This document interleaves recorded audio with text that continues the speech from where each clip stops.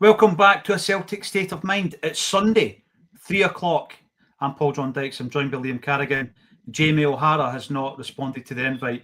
So what Liam and I have decided to do is a classic match watch-along. This was your suggestion. Liam, tell us what your thinking is behind this stream this afternoon.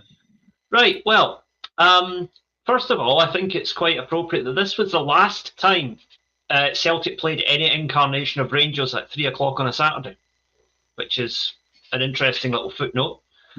Also, this coincided with my birthday. So I turned 42 next Friday, which is the anniversary of this game. So I'll let you guys work out how old I was when this game was on. Yeah, just great memories. I wasn't actually at the game, unfortunately, because this was about a year or two before I got my season ticket. But I remember coming home that night and trying to avoid the score. And I'd managed to avoid the score. I was going to do the classic, watch sports scene at 10 o'clock that night, right? Not knowing the score. Because my dad was working as a chef at the time, so he would have gotten into the house about the time sports scene came on. We were going to watch it together. Mm-hmm. And then I get a knock at the door about 7 o'clock that night, and there's my mate Joe. If you're watching, Joe, all the best. I hope you're well. He was dancing and swinging his Celtic scarf in his heat, and I thought, right, okay, we've got a result here. But I was still shocked that we took 5 off them. I was expecting a great score, but I didn't expect anything near as good as that, Oh, yeah. I mean, listen, this is a time, it's very much a moment in time that I've discussed fairly recently with some of the guys who were involved. I've spoken to Lubo Moravcik, which blows my mind about this game. I've spoken to Johan Mjalby, who makes his debut in this game, and various other guys who were part of this incredible victory. Celtic 5, Rangers 1 from the 21st of November, 1998. Now, we've done a few of these in the past. We're just dropping it in there like a bomb. So hopefully you've got your notifications set up and you know that we're live. A wee bit of bonus content, if you like, during an international weekend, Liam. And I do appreciate that Ireland are currently playing Hungary. It's half-time, 2-1 to Hungary just now. So we'll be keeping a wee eye on that score as well. But the whole idea behind this, and we're going to press play very shortly, obviously we can't show the game. We don't have the rights to show the game. But I'm going to show you exactly what you need to do, right? So here we go. I'll share the screen. You need to get yourself logged in to your Celtic TV. If you subscribe to Celtic TV, get yourself logged in or find this game on the YouTube. We're going to go live in a couple of minutes, right? And then basically it's like the old Tim Burgess listening parties that he set up during COVID, where everybody presses play at the same time and you can enjoy the experience together. So obviously Liam and I will be watching it at the same time, as will everybody else who's tuning in. You don't even have to watch this live to get involved in this. So I'll be watching it on Celtic TV. There's my page there, and I'll just be pressing play as soon as we're good to go. But Liam informs me this game is also available on the Celtic official YouTube channel, I believe, Liam. Is that right? Yeah, if you just do a search for Celtic 5, Rangers 1, 1998, I think it's the 4th or 5th result down. Because I think there's like 2 versions of the full game. So, the video runtime's like an hour 45 minutes or whatever. But I'm watching the one that was on Celtic TV's official channel. It was posted 5 years ago, so brilliant. It should be hopefully a fairly decent feed, because I think that was before they downsized the operation. Which is very unfortunate. Yes, I have stuck a little link underneath this particular video. So get yourself onto that link and we can basically enjoy the game as live, although we all know the outcome of it. And we'll be talking about our own observations throughout this particular time. Obviously, this is a game in 1998 whereby Joseph Venglos was in charge at Celtic. I want everybody to get ready because I think we're ready to go. Are you ready to push the button, Liam? Yep, ready when you are, mate. Okay, so after 3, 3, 2, 1, press play now. There we go. So I'm watching the game. I've got it muted, of course, and straight off the bat, I'm just looking into the stands, and it's the set. There's a lot of lime green because we had that kind of lime training kit at the time. Aye. You'll remember there's a lot of lime green in the crowd. It's just wee strange things that you seem to notice when you watch these games back. Aye, the away kit that we've got now is a remake of the kit we had that season, if I remember right. Absolutely. Yeah, so the black kit with the lime green accents or details. Yeah, that's right. And I think it's one of the jerseys that actually improved with age. I wasn't a massive fan at the time, but obviously we're wearing the big, massive Umbro jerseys. You can see Vida Riseth, Lubo, Tom Boyd leading the team out. I wonder who that mascot is. Are you watching? And interestingly, Tony Warner in goals for Celtic. Warner in goals. He only played 3 games for us, if I remember right. I know he become something of a cult hero as a result of this, because he ended up in goals for what turned out to be an incredible victory. It was quite unexpected at the time, Liam, wasn't it? Aye, absolutely. I think there always is, but I think there was quite a few people in the press for predicting a heavy scoreline the other way. Mm-hmm. Rangers were, I think, 10 points clear of us in the league at that point. Dr. Joe was trying to play a good brand of football, but it wasn't quite clicking. Lubo had only come in the door a couple of weeks previous, and well, the rest is history.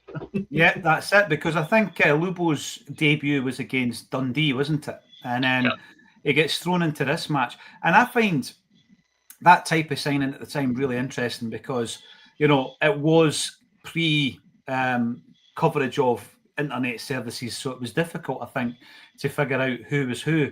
But for sports journalists in Scotland, Liam, it was unacceptable for them to create a narrative around players like Lubo and the manager, Joseph Venglos, Wim Jansen before him, whereby they completely wrote these people off, where what they should have been doing is contacting their counterparts and, these players and managers' nations and saying, right, give me the lowdown on these guys, because they had all achieved incredible amounts in the game prior to coming to Celtic.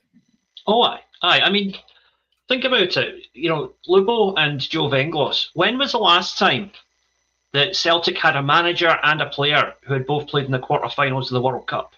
Absolutely. Yeah. Czechoslovakia. Yeah. Yeah. Right. Who's the ref? I mean, I'm looking at the back end of the ref at the moment. I'm just trying to figure out if they're going to confirm who is it. Who's that? The referee in the game. Have you kicked off yet?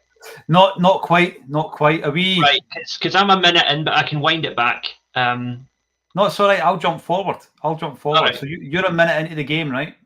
Aye, 1:07. I'll pause it at 1:07.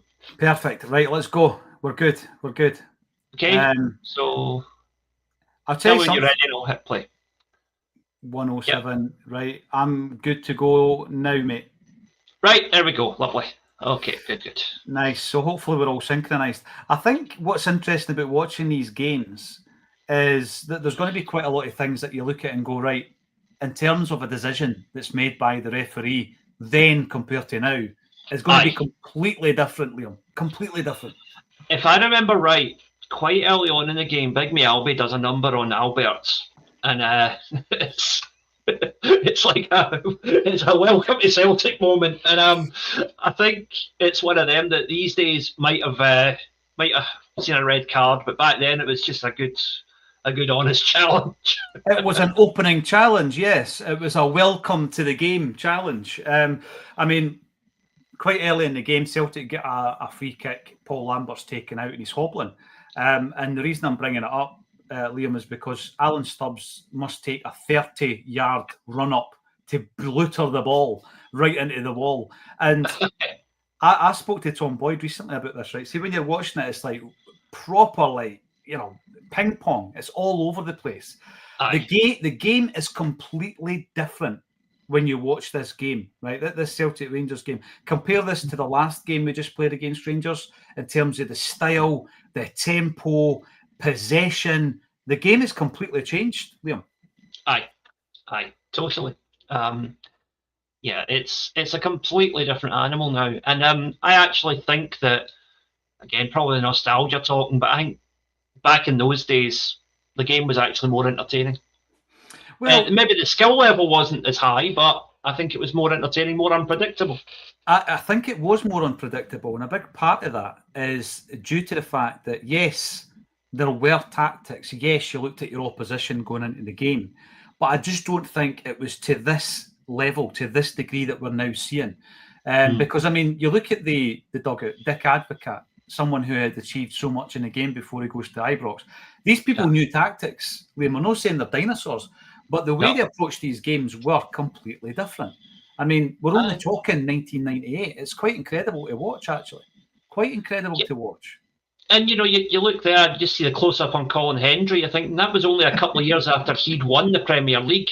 What would Celtic or Rangers have to pay to get a Premier League winner these days, I know. So the gap has widened. There you go. There's just, I'm watching this now, and it's Stubbsy, who, by the way, I think in terms of a defender, Stubbsy was up there with a defender who could pass. His range of passing was unbelievable.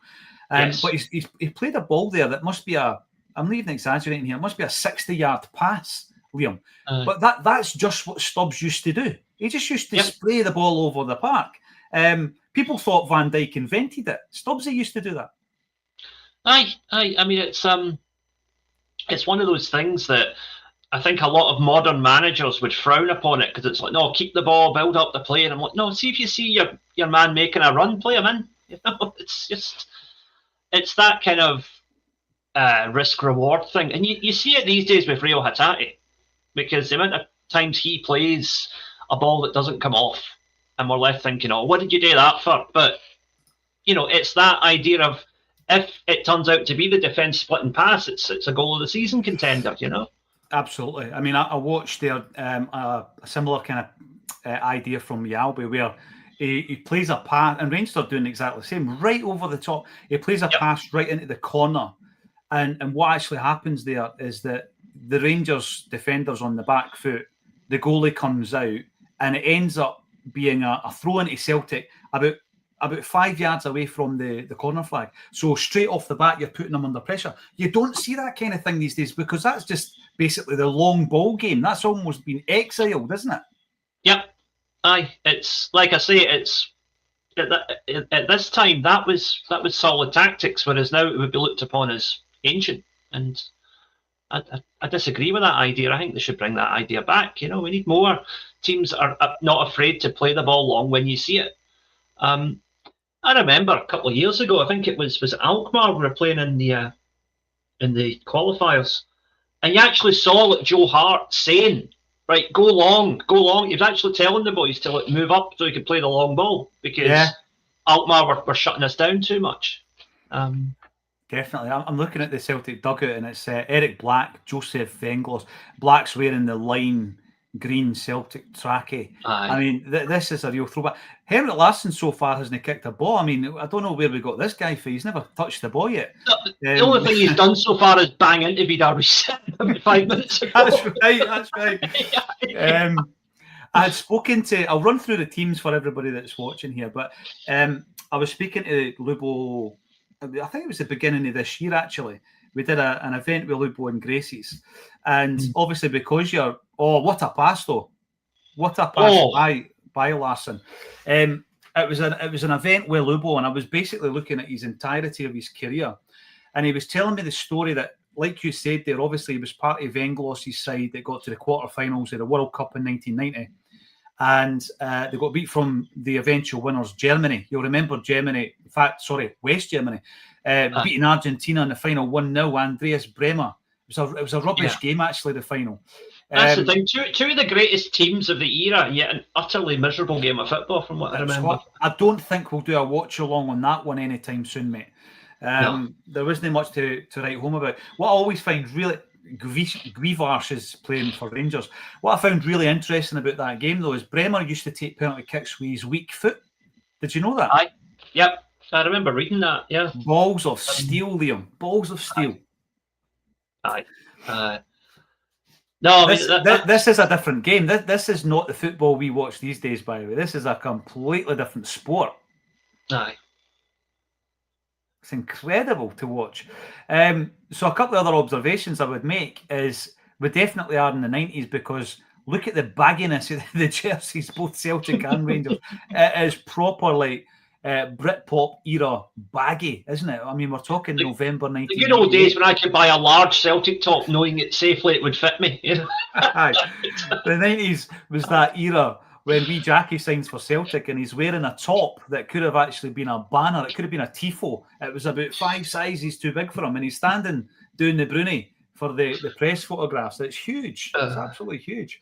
I mean, there's not been a decent chance yet in this game, Liam. No, not a decent chance. It's a bit cagey.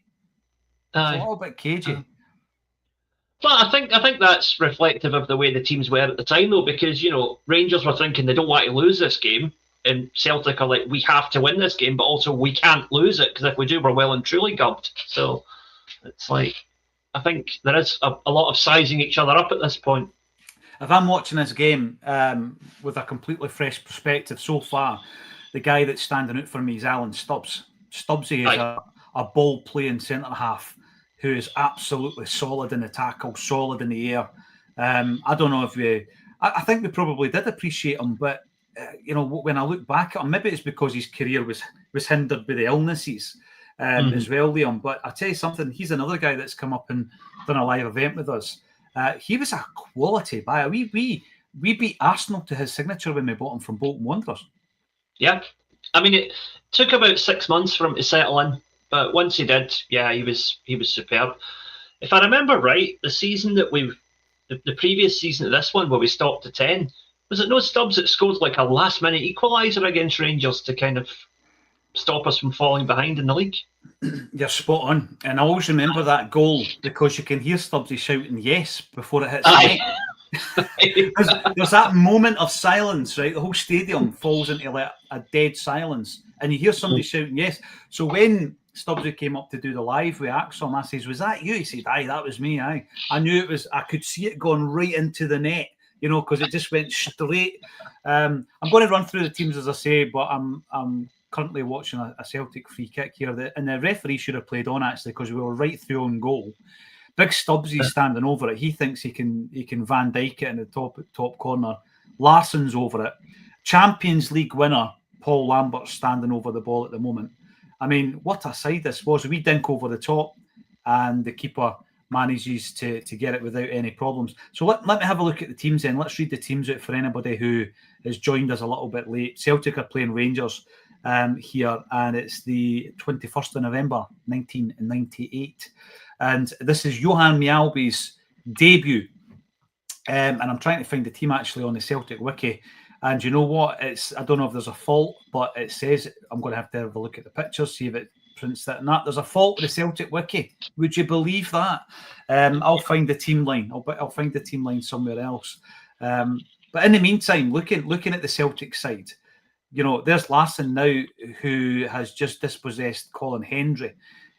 Wee Baza Ferguson tries to nip in there. Can I just say, right, I know that Fergie isn't a favourite of the Celtic support. And when he played with Rangers, I've got to admit, Liam, I was probably watching the games through green-tinted spectacles. And it wasn't until he left Rangers, and I remember watching him, I think he was at Birmingham at the time. Yeah. And I thought to myself, actually, he is a decent midfielder, Barry Ferguson. No, he's a player, no question. There's the first goal. Yeah. Magnificent. The world stopped for a moment. He takes it first time. What is he? 20 to 25 yards from goal. His celebration is just so cool. He doesn't even put his arms up. So let's watch the goal again, right? So Simon Donnelly's doing the running. That's a good step over. I said 25. It was 20 yards out, 18 yards out. Step over by Larsson. And there he is, Lubo Moravcik, first time in the left boot. Was he the finest player you ever seen, finest two-footed player you ever seen, Liam, playing for Celtic? Yes. Yeah, definitely. I would say that Henrik Larsson was the best overall player I saw play for Celtic, but Lubo was definitely the most naturally gifted. No question. Either foot. And I asked him about it. I asked him about the fact that he was strongest. He could kick with either foot. And he said, yeah, but I mean, he goes, like everybody else, I had a strong foot. But he got an injury when he was younger. I'm talking before he was signed as a footballer. Mm-hmm. And because he was having trouble kicking with his stronger foot, which is his left foot, he had to kind of relearn how to kick the ball. And so he starts kicking the ball with his right foot, using his left foot for standing on. And then by the time he's getting signed up in his early days, he says that it got to the point where he was as good with both feet, but it was down to an injury. He was kind of forced to practice. So the other thing that really interested me about Lubo was the Marseille story. So their Stubbs are getting a very, very early booking. That's Willie Young, the referee, isn't it?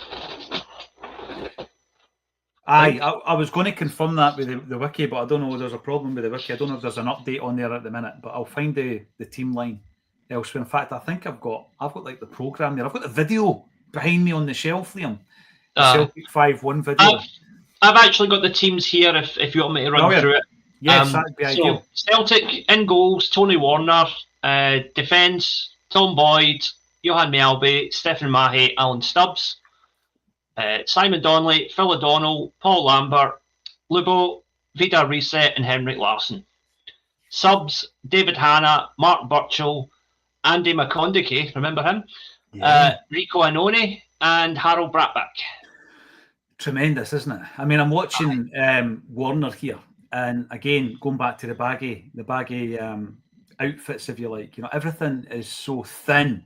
It's like everything is giving you margins now, Liam. You know, but back in those days, like the shorts had padding on them. The elbows of the goalie tops had padding on them. They were heavy, big, heavy things.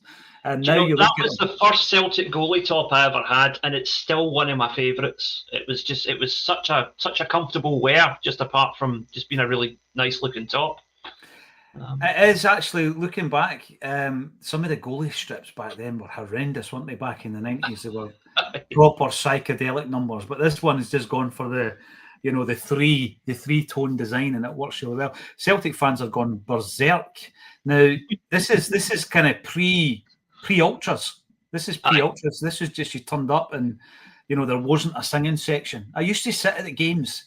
I used to stand at the games with my old man, and I would say to him, you know, how did he kind of like synchronise the singing? And he was looking at me as if I was an alien, Liam, you know. I just couldn't understand. How does this happen? How can Celtic all of a sudden burst into song? And I've asked some of the old school how it used to happen. He goes, you know, there was just like, you would meet up as groups of mates, if you like. And a lot of that was in different areas. So the people, you know, going to the games and standing with the same area of people. And I've been told also in the jungle days, although I went to the jungle quite a fair amount of the time, I never ever was exposed to this. There was a bit of rivalry between different areas and different gangs within the Celtic support in the jungle, which I find absurd. But you know who I've just seen in the dugout? A very, very old Jimmy Steele. Oh, is that who that is? Right. Aye. I just wondered. Aye. Jimmy Steele is still sitting there in the dugout in 1998. Some of the old faces, the other one being Brian Scott, the physio. Aye. I mean, these were kind of unsung people within the Celtic dugout. You know, Brian Scott was brought in by Billy McNeil, who had worked alongside him up in Aberdeen, and he was the first qualified physiotherapist Celtic ever had. And that was in the early. In fact, that was the late 70s when Billy came to Celtic. It's incredible, isn't it? Aye. Right. Here's a wee quiz for anybody that's watching in the comments. Right.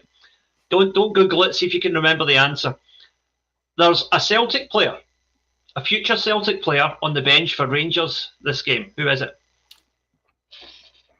I've got an idea, but I'm not going to say it. We'll have a look in the comment section, see if anybody gets that. That goalie strip is a belter, by the way. The Tony Warner goalie strip. I wonder if Tony Warner still got it. I used to have that, and I had there was a Man United one that was the same, but it was a sort of lime green rather than silver. Yeah, I remember. And that was Schmeichel on the back. It just come full circle, isn't it? You got the Rangers line up there. You went through the Celtic one. I mean, look at that. See, I'm watching this, right? And there's a wee bit of play where Barry Ferguson gets the ball in the midfield and he plays Kanchelskis in the right wing. And if it's a Celtic player that has done that, you're looking at him in the midfield going, that was phenomenal. It was a phenomenal piece of play. But probably since 1998, I've never been able to admit that, Liam. But I'm quite comfortable now that I can admit Barry Ferguson are actually playing pretty well here. Do you know that the thing about Barry Ferguson, which I'll say for him, is that obviously I used to live in Cumbernauld for a while. And so I would go and watch Clyde now and again. And when Barry Ferguson became their manager, I was already in Japan by that point, but I was still following Clyde's results. And to give him his due, Barry Ferguson did a hell of a lot of good work for mental health in Cumbernauld. So he's got my respect for that, at least. Aye, and I think him and his brother married Celtic mad families. Like both their in-laws are Celtic season ticket holders and all that. But I don't know if you caught any of the Scotland game last night, because obviously Lewis Ferguson started for Scotland last night. It was some game, wasn't it? Incredible. It was one of them. It was strange. I woke up this morning and I saw like someone had sent me videos of Scotland fans celebrating. Mm-hmm. And I thought, oh, we must have got a result. Like, wait a minute, we get beat. But then I looked at the Denmark score and suddenly it made sense. Exactly, aye. It's like we're kind of being let off the hook a bit. What I'm watching here, again, we're going back to, pre-ultra days of how did you... that. I mean, that's a booking by Wilson. Wilson has just absolutely gone through wee Lubo there, right? Okay. And if you look at the Stubbsy booking compared to that, it's unbelievable. But he's a bit rattled actually, wee Lubo. So I used to ask the old guy, how is this synchronized? How do you know when people are singing and all that? I'm watching the stands. I'm watching the Celtic fans in the stands. They're just kind of sporadically gone mental in the stands. You know what I mean? Yep. I mean, I used to see that firsthand, because my season ticket was block 114, which was like just a wee bit over for where the Rangers fans would be if they had their full allocation. So there was a lot of back and forth worse than them, Aye, definitely. Rod Wallace has just pinged one there for probably all of 25-30 yards. Now, did Warner get a touch? No. Warner never got a touch. He was a very underrated player, Rod Wallace. I thought he was really good at Leeds and at Rangers, but I don't think he ever quite got the credit that he deserved. Who was it? Was the brother that did get all the plaudits, and I think he played with England, was Danny Wallace, wasn't it? The Man United player. Aye, yeah. So there was three. There's Vida Risev just booting the ball into his own face. Absolutely brilliant. Brilliant, Vida, brilliant. So the three boys came through at Southampton. I'm just doing this from memory when I used to pay attention to English football, and it was Danny, Rod, and was it Ray, the third one? Maybe. I can only remember the two of them, if I'm being honest. And the three of them made their obviously they were triplets, but they all made their debuts in their teens. They were very early into the Southampton team. But I always just, that's got to be a booking. Did you see that? Again, wee Lubo has been hammered twice here. Aye. And that's Wilson on both occasions. Is this no the red card? Straight off. Look at him. Look at him.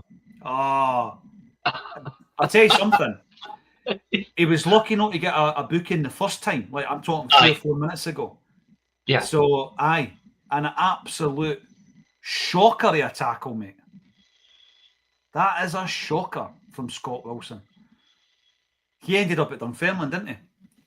Aye. There was another game a couple of years later where he was playing for them again, and Larsson scored, but he flicked it over Wilson's head, I think, twice during the game when he scored.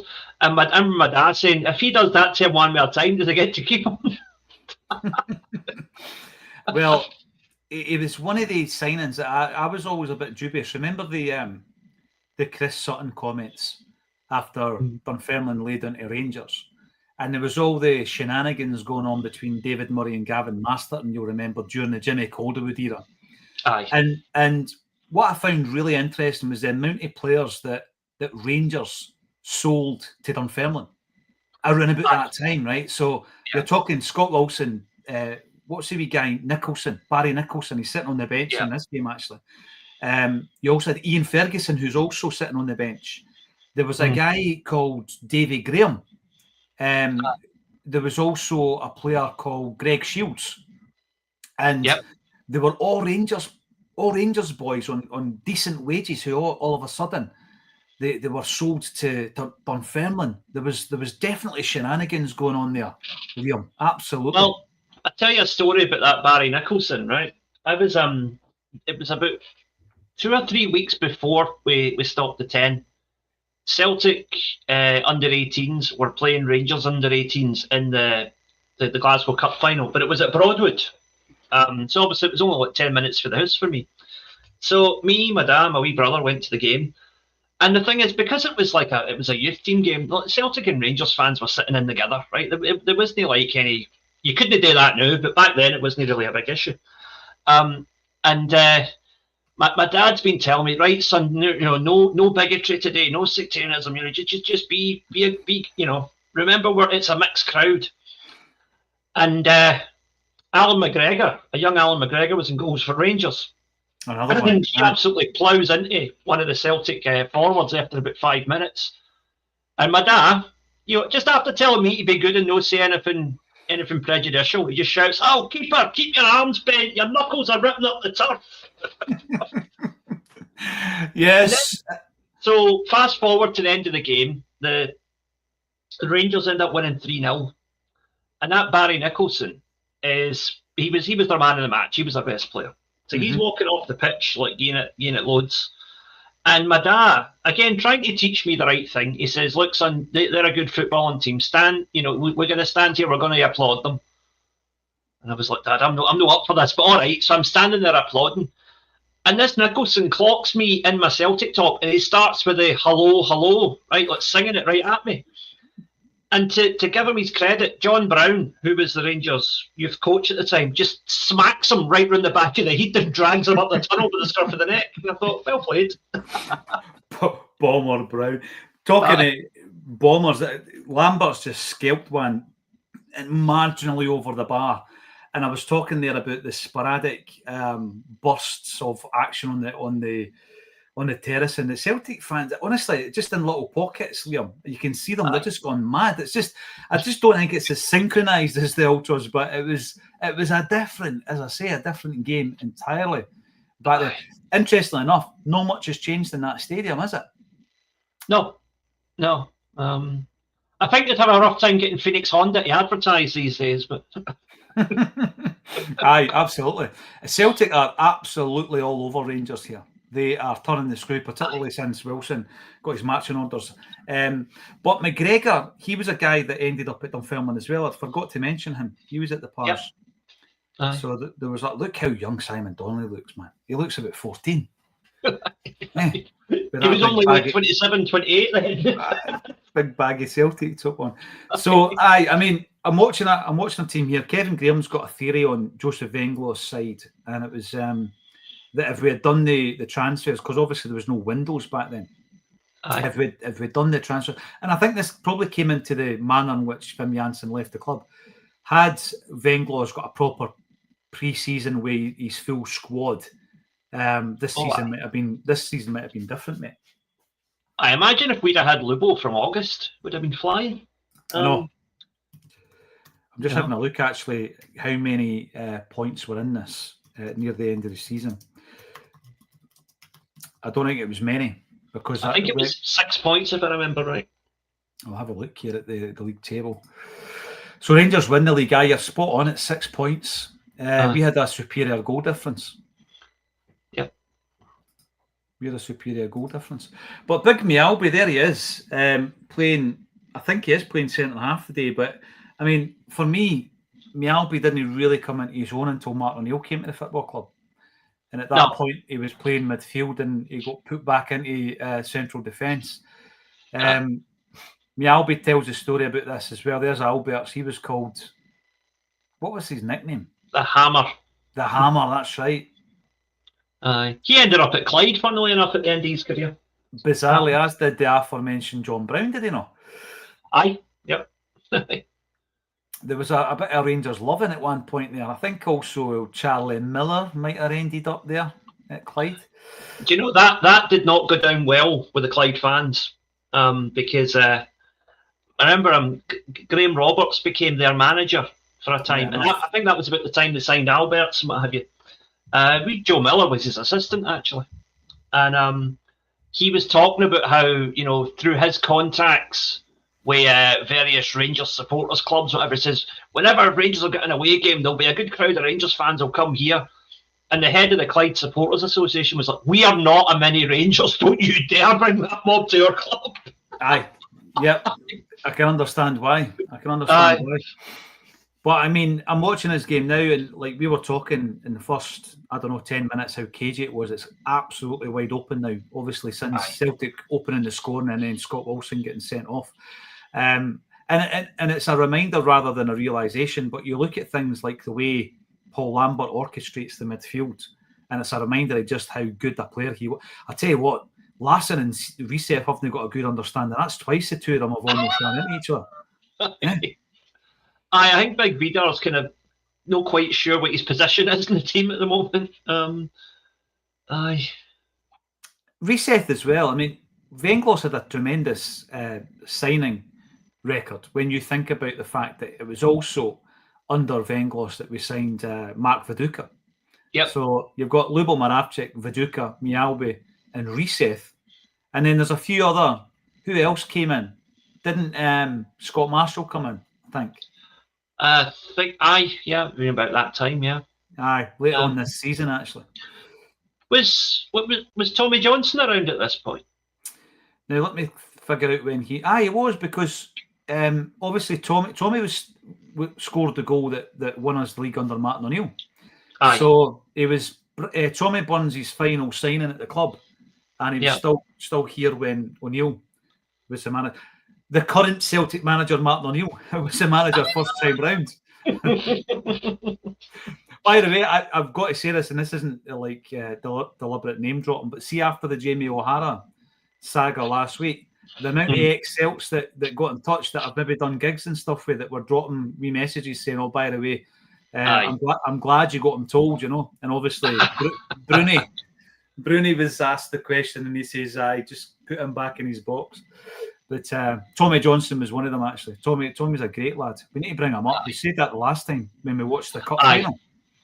Just because of the he was there at the tail end of the Tommy Burns era. He was there through the Wim Jansen season. He was there for Dr. Joe, for Martin O'Neill. You know, I don't think there's another player that covers such a span of Celtic history. You know, apart from Tom Boyd, maybe. It's a great insight into all the different characters, not just in the playing sense, because obviously he's seen the John Barnes era as well.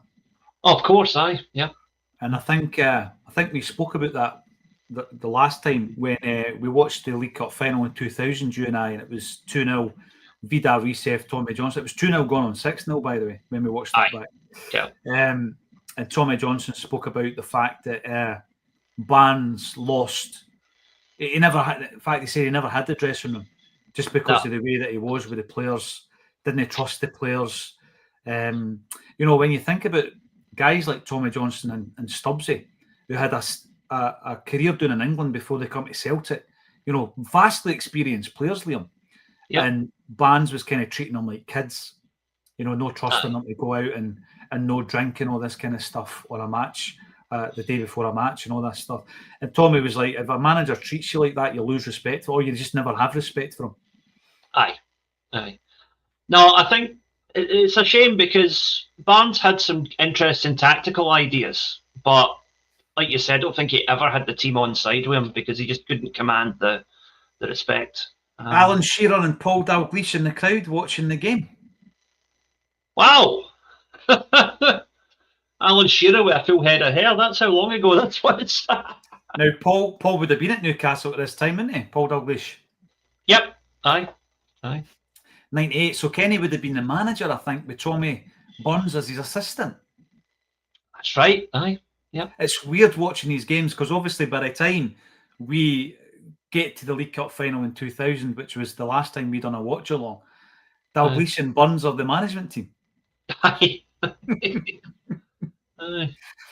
So Alan Shearer's up to watch a Celtic Rangers game, tick it off his bucket list. At least he had more respect for the Scottish game than Jamie O'Hara.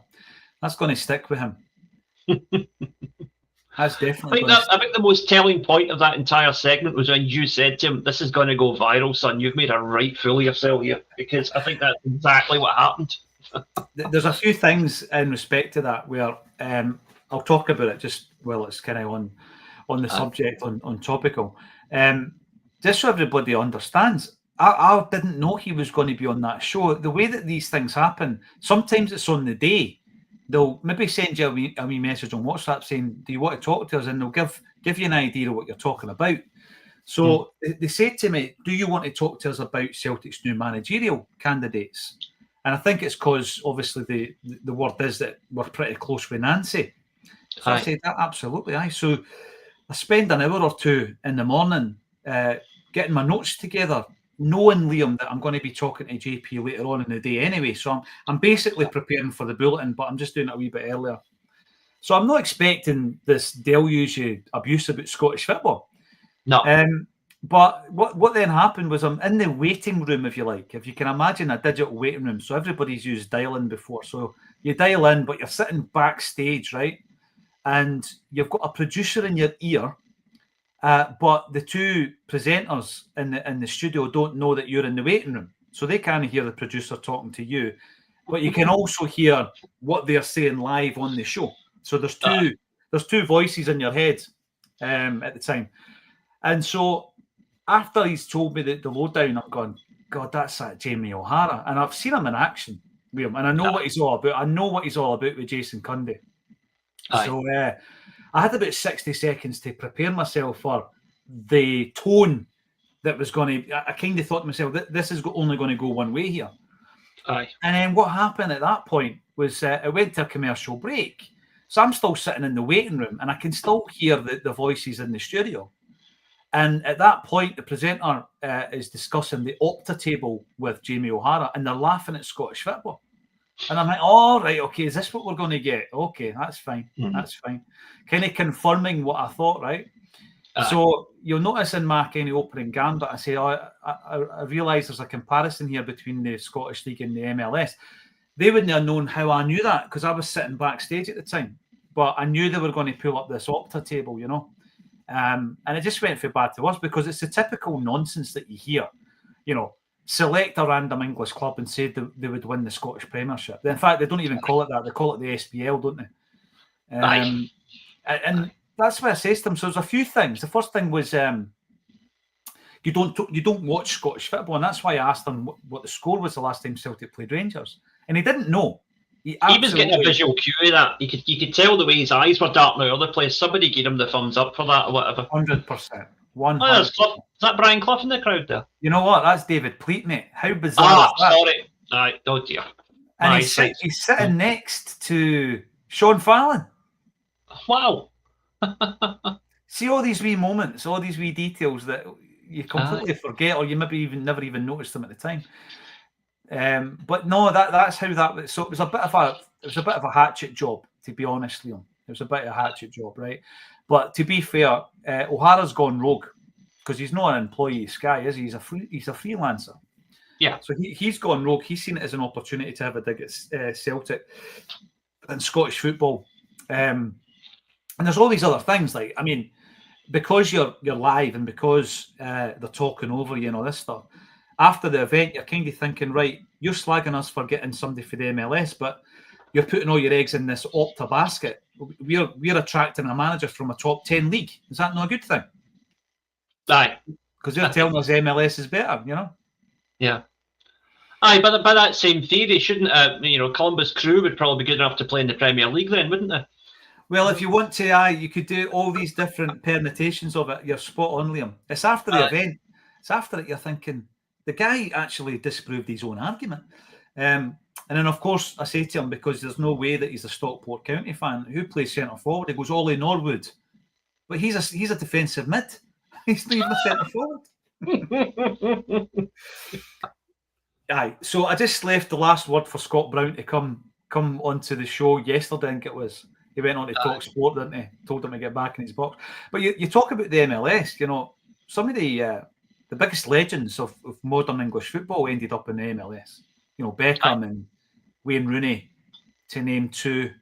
Unfancied leagues. Where's the J League in the Opta stats, Liam? I'd be interested to know that. I would be interested to know, because I would bet it's probably not too far behind MLS, because I think they're a similar standard, to be honest. Mm-hmm. I mean, if you look at the respective national teams, the US national team as well, they are consistent qualifiers for the World Cup most of the time. They're usually a good bet to get to the last 16. That's kind of where Japan are now as well. So the thing with the Optas as well, I mean, you could then say, right, what's your Opta rating or ranking for the teams? Celtic, Hearts and Rangers are all a couple of hundred positions above Stockport, so the guy's just talking mince. And if you want to talk about European coefficients, Stockport don't even have a coefficient score because they've not played in Europe. So, St Johnstone have got a higher coefficient than Stockport. So, it was just a nonsense, to be honest with you. But it did go a wee bit mad for a couple of days on the phone and on the socials. It went absolutely crazy. I'm 47-year-old and I've finally gone viral, Liam. I thought the viral stuff was for the kids. It was the last time I went viral, it was when I had COVID. I thought you were going to say something else there. So, back to the game, and who have I been impressed with? I've been impressed with Paul Lambert. I think Lambert has shown basically that he is ruling the roost in the midfield. If I'm looking at Rangers, I've been impressed with Van Bronckhorst and Ferguson, got to say. Yeah. I think since Moravcik has been absolutely halved by Wilson, he's kind of gone missing. He's probably trying to get back into it now, having scored the opening goal. But that's who's impressed me so far, mate. What about you? Yeah, I would agree with those. I also think that considering that it's, I don't know if it was his first game, but one of his first games for Celtic, I think Tony Warner has been solid in goals. I know, aye. One of the guys that's written himself into Celtic's folklore. Having really played. Between his time at Liverpool, his time at Aberdeen, and being around different clubs, I think he played for about 8 or 9 different clubs. He'd probably be another one that would be interesting to interview. Maybe not from a Celtic perspective, but just a general football perspective. He absolutely would. There is no doubt about it. And you always get these wee tidbits of information as well. It's like talking about Wilfred Nancy, and obviously everybody knows that he was at Montreal when Alistair Johnson played there. Yeah. So I was just having a look at one of the seasons, and Victor Wanyama, of course, played in that team under Nancy as well. Of course, aye. So it would be an interesting take to hear. What a ball that was by Moravcik, by the way, for Larsson's header. It was a brilliant pass. It would be an interesting discussion to hear Wanyama's thoughts on Nancy as a coach as well. The thing is with Nancy, I've not really had time to because it's only really since last week that he's really came on, emerged as a favourite, and I haven't been on since then. And I've got to say that I know next to nothing about the guy apart from what I've seen online. But every time I hear him speak, I get more excited about the prospect of him becoming our manager. He's making all the right noises, right? I don't know how good a manager he is, but he's certainly making all the right noises. Yeah, and where's he from? Le Havre, is that right? I think. And yeah. I'm looking at the Celtic team. We've got our very own Frenchman on the left side of the defence who's just got the ball there from Yalby. And that was, of course, Stéphane Maillet, who was also something of a cult hero, wasn't he? Stéphane Maillet. Aye, he was. I remember something with Stéphane Maillet. Again, talking about my mate Joe, who showed up at my door that night, the night after this game. You'll probably be a bit embarrassed when I tell this story, but we were in the Asda Cumbernauld one day. I think we were all going to all go bowling or something, but we'd all arranged to meet at the Asda. So we meet in the Asda. Teenage boys, we were there. We're all looking at the FHM and the Nuts and Zoo magazine with all the woman in it, right? And he does, "Oh boys, look at this!" And Joe holds up the selling view. Stéphane Maillet. Hey, he's got his priorities right. I tell you what, Larsson's been on the end of 3 crosses. This one was for the late Phil O'Donnell. And he's got his head onto 3 different crosses, man. You're watching his game thinking it's just a matter of time before Larsson scores.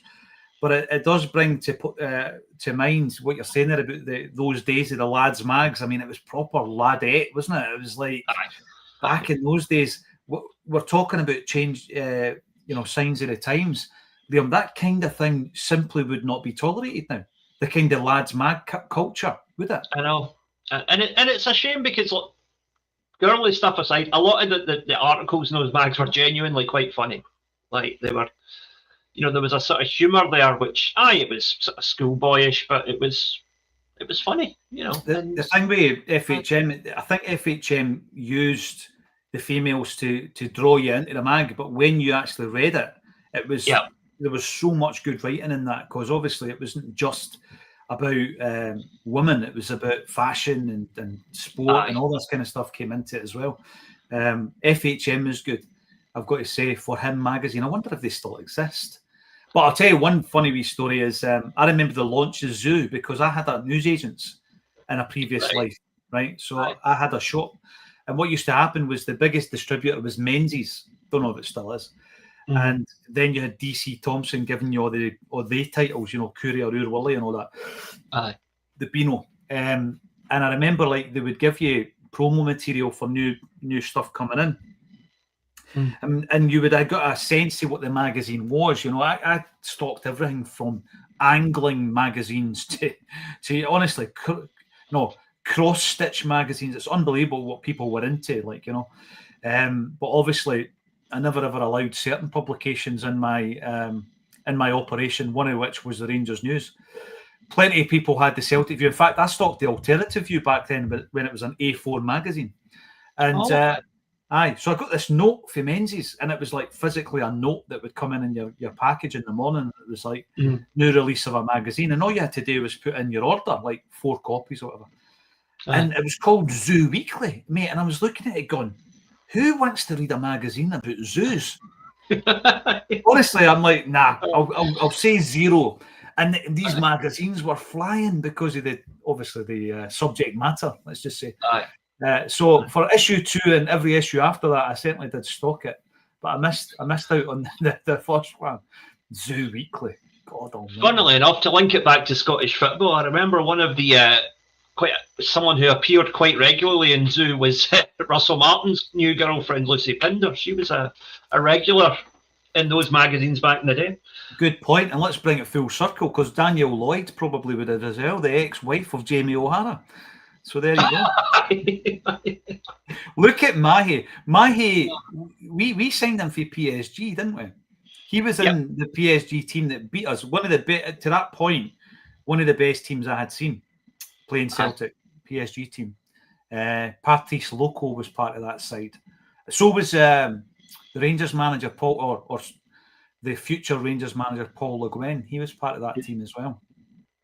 But he played against us, did Mahe. And then he ended up playing with Hearts, didn't he? He left Celtic and signed with Hearts. Yeah. No, I think he was a good wholehearted player, Mahe. I don't think he was ever I don't think many people would say he was their favourite player, but going the other way, I don't know many people that have got a bad word to say about him either, The Celtic fans are just going tonto in the stands, eh? You see it? It's brilliant. We're only 1-0 up, by the way. No, you're talking there about not having a bad word to say. I got friendly with a boy who was he was a young player at Celtic at this point. I went to school with John Potter, who at this point was the captain of the reserve team. John is now, he's either the head of football operations or the football director at Wraith Rovers. He had a lengthy career with Dunfermline, Clyde, St Mirren. But he was the captain of the reserve team here, and one of his teammates was a lad called Graham Morrison, who very sadly passed away a few years ago of cancer. It was horrendous. It was horrendous. But Graham, I spoke to Graham, as I do when I'm talking to ex-players, and I want to hear about all the guys, all of them. And I remember saying that, I was like, Stephen Mahe was he was one of the guys that he became a cult icon because he was a bit mad. Graham Murray said to me, he goes, you should have seen him at training. He was the ultimate professional, because when you look at his upbringing, from the French academy of player. And the reason I'm saying this is because I'm looking at Wilfried Nancy, and that's not to say everybody from France is a good player or a good manager or whatever. No. But when you're looking at where they've graduated from as well, Liam, I guess I called him a football philosopher. I think he is a football philosopher, Nancy. Aye. I read the interview yesterday where he was talking about his relationship with Thierry Henry and what he'd learned from Thierry Henry. Now, Thierry Henry hasn't really done anything as a manager, but as a player, guy was absolutely world class, no question. And obviously had a great footballing brain. Yeah. And the amount of knowledge that Nancy will have soaked up just from being around that. But not only that, apparently Thierry Henry is like his best mate to this day. So I think that's very encouraging. I like I say, the more I hear about the guy, the more excited I am about it. Is he the best manager we could get? I don't think so. I think there are better candidates out there, but I'm not going to be that upset if we end up with him, provided that he's backed by the people in the background, which is my biggest concern. It is. By the way, we'll synchronise the second half again. But you mentioned Henry, and I know that Henry is no friend of the Republic of Ireland. And I was having a wee look at their score. So it's 2 each now. Parrots scored both goals for Ireland. What a goal scorer he's. Now, if Ireland win, do they make the playoffs? Let me have a look at the league table, actually. If you bear with me, mate. So, it's no giving me it. I'll double check near the end. But Portugal beat Armenia 9-1 in the same group. So that's a fair one. So let's get this second half synchronised, mate. So let me just go back. I'm just watching the Celtic fans at the moment. I think. I'll just I've got us doing the walk on. Hang on a minute. Just getting ready to kick off here. Let me just get this. And we've kicked off.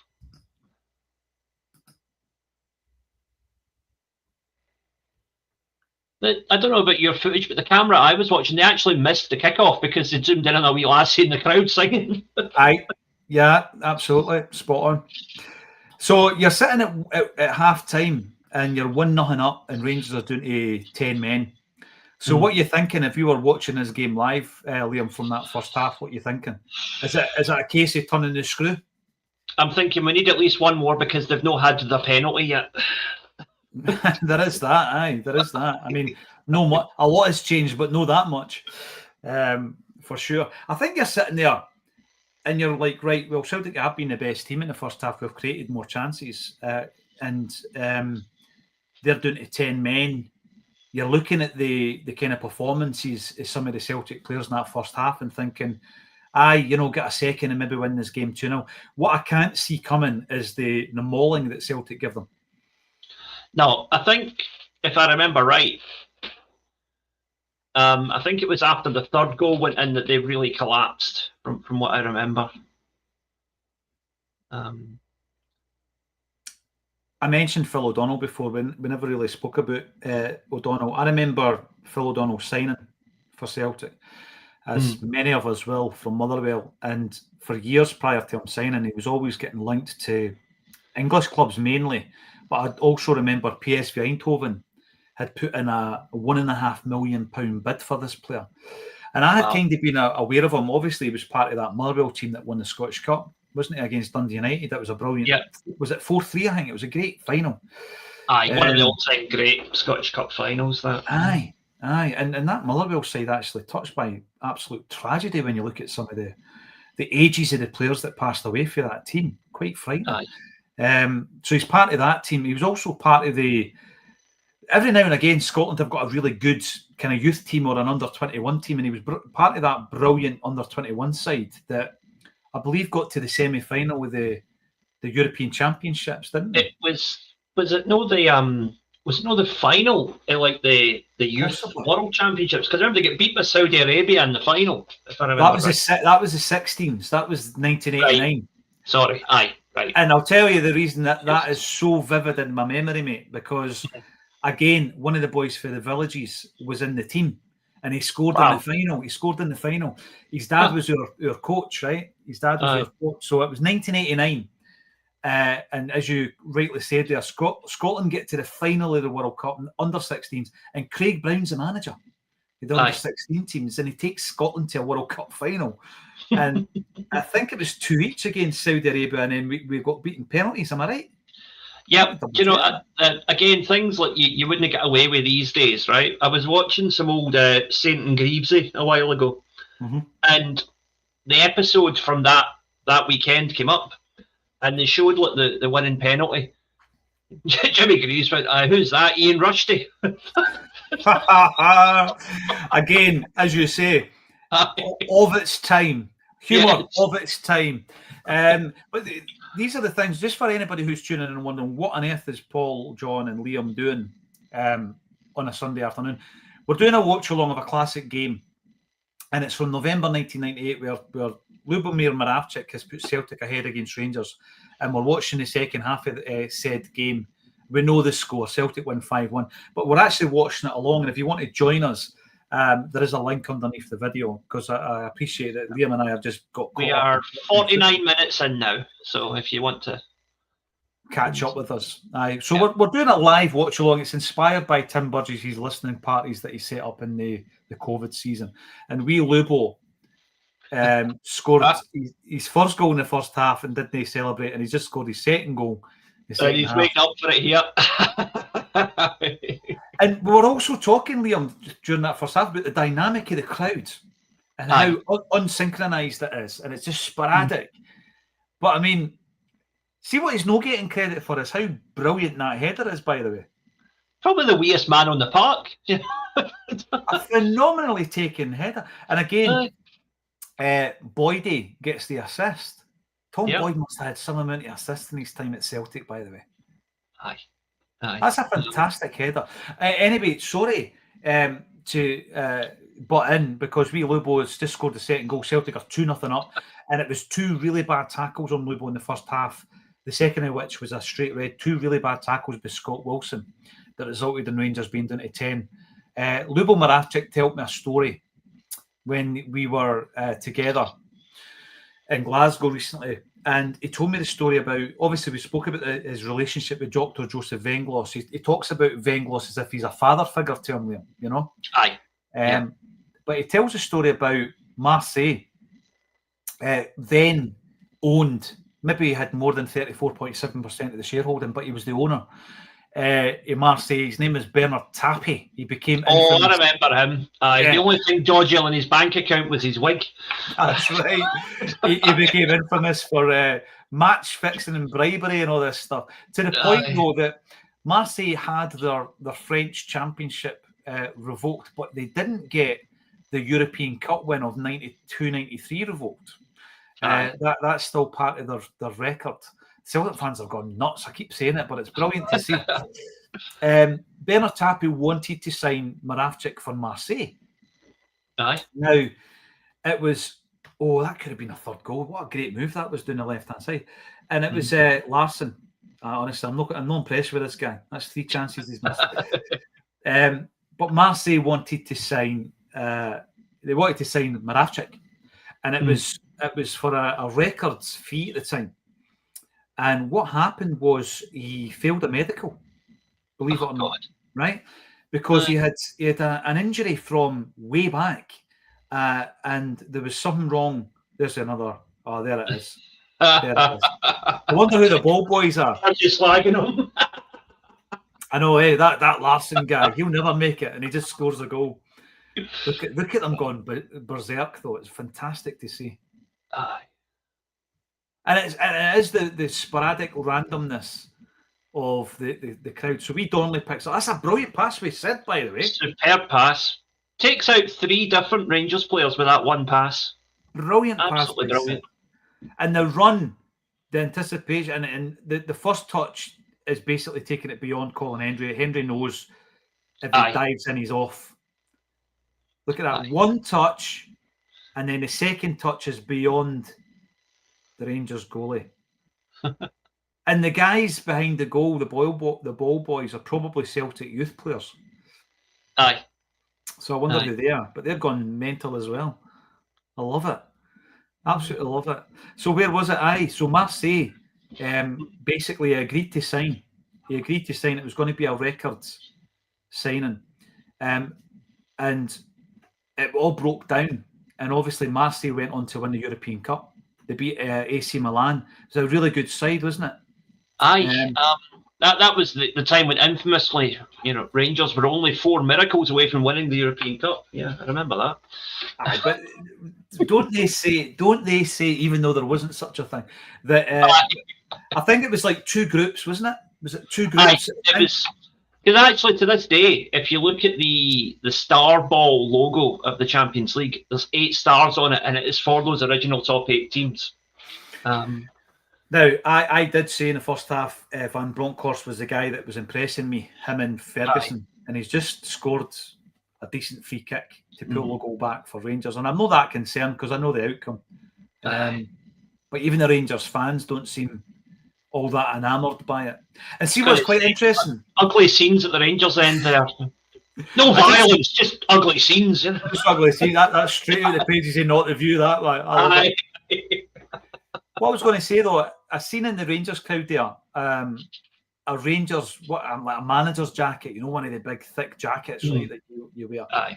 And it's an Adidas one, and obviously at this point, Rangers are wearing Nike. Now back in this time, nobody used to wear old gear to the football. It was like once it was outdated, you just didn't wear it, right? But now, the more retro, the better. Now, Aye. So I was talking there about wee Lubo, and he basically said that his regret obviously was the fact that Marseille went on to win the European Cup, the first Champions League, and he would have been part of that squad. He would have been in that team that would have won the Champions League. It was very, very. Not only were they a good side, they had a brilliant kit. Remember the Adidas kit? Aye. Yep. Aye. It was the same template as the Liverpool kit, but it was like white and sky blue, wasn't it? And then the reverse for the away one, so the sky blue with the white stripes on the sleeves.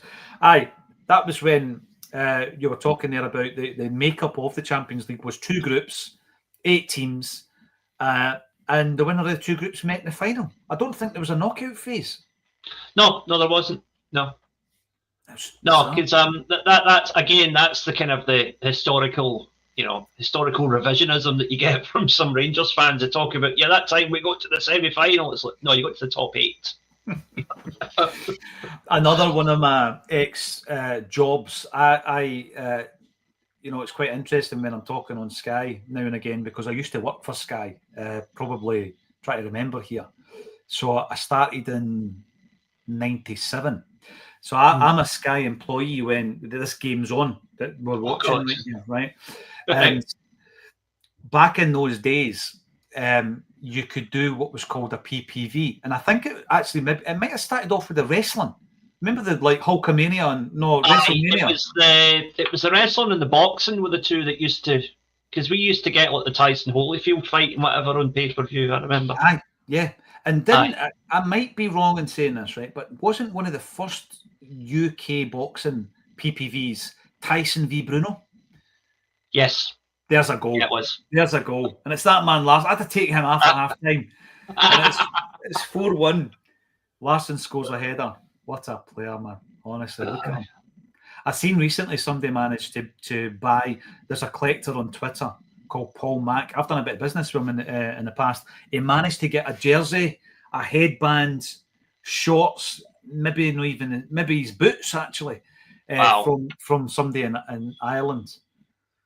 I mean, what he should have done is he should have thought ahead and kept the dreadlocks when he got them shaved off. Aye. Imagine what one of the dreadlocks would have cost, honestly. There you go. Another great cross. Was it Phil O'Donnell that gets the assist? Yep. Beautiful pinpoint cross for O'Donnell. What's a player? Listen, we're jumping back and forward. I'm going to go back to Phil O'Donnell before I come back to my Sky story, right? So, Phil O'Donnell signs for Celtic, and I was well aware of him because he had been in that brilliant. We took a diversion. We were talking about great Scottish youth sides. He was in that brilliant youth side, and he played with. I'm going to say he played with guys like Jerry Craney, and I'm sure it was an under-21s, and they got to the semis of the championships. Great side, and he was a star man. Ray McKinnon played. Remember, he went to Nottingham Forest. Oh, aye. Mm-hmm. So there was a right good side, and he was maybe the star man actually, Phil O'Donnell. And I remember when we signed him under Tommy, thinking to myself, Liam, what a midfield we've got now. So it's Paul McStay, John Collins, and Phil O'Donnell. And you might have somebody like Peter Grant in there as well. But in terms of a trio in your midfield, incredible. Didn't it really come to fruition due to injuries to Paul, John Collins leaving the club, and then obviously injuries to Phil O'Donnell as well. But I remember the prospect of those three playing in the Celtic midfield. It would have been incredible if they all hit their kind of peak at the same time. What a midfield that would have been. Yeah. It's one of those great what ifs, isn't it? I know. You know, I saw somebody in the comments earlier on saying, what would it have been like if Celtic would have got Shearer that summer? Because allegedly we went for him. Aye. And, you know, him and Larsson playing together. But then, of course, if that would have happened, we never would have signed Chris Sutton and probably not John Hartson either, you know, so... I know. So sometimes be thankful. Things that appear disappointing at the time are basically just part of the master plan for future events, you know. But it is interesting to see Shearer. Who else have we seen? Paul Dalglish in the crowd, David Pleat in the crowd for this game.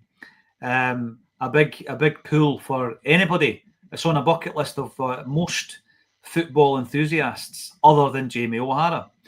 So the other story I was about to tell you there. So the PPVs, and it was like, I'm going to say like $9.99 for a WrestleMania.